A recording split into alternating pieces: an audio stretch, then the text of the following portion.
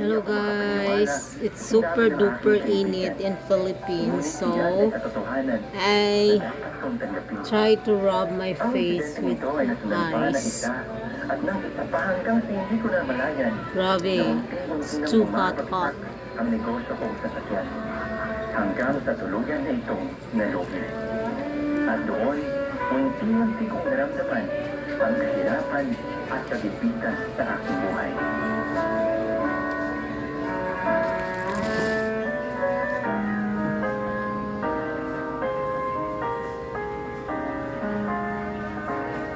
Ano ka ba naman yung salo?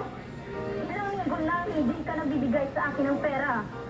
May trabaho na nga ang ating mga anak, ngunit hindi ibig sabihin na doon na lang tayo hihingi sa kanila ng ating pangaraw-araw na pangangailangan at pagkain. Nako, siguro lahat ng pera mo ay binibigay mo doon sa kalaguyo mo. Hindi naman ba? Talagang walang-wala na ako ngayon dahil nasa nalugin ang aming negosyong sasakyan. Ayan, mabuti at nakita mo na ngayon na wala ka ng pera. Hay, sana ay matahuan ka na sa iyong ginagawang masama.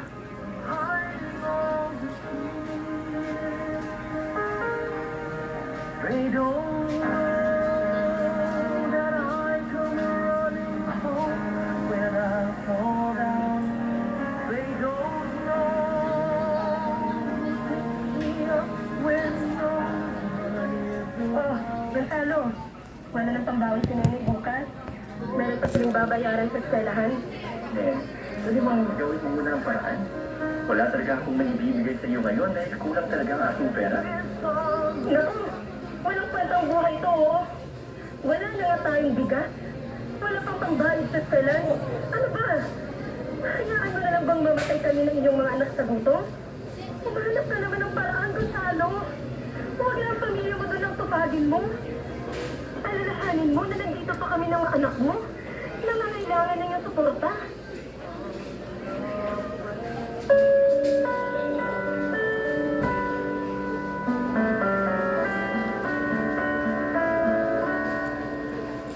Sa pagkakataong iyon, hindi ko malaman kung ano ang aking gagawin.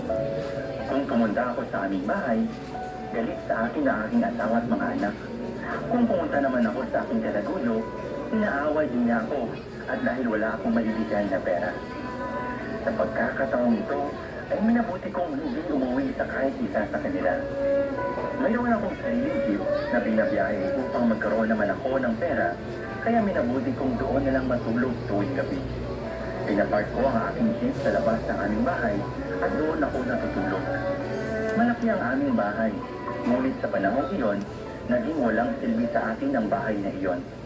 Sasakyan ang aking naging bahay sa mga oras na iyon. Hanggang sa nakita ko na lang ang aking sarili na dinadala ng aking mga paa sa simbahan.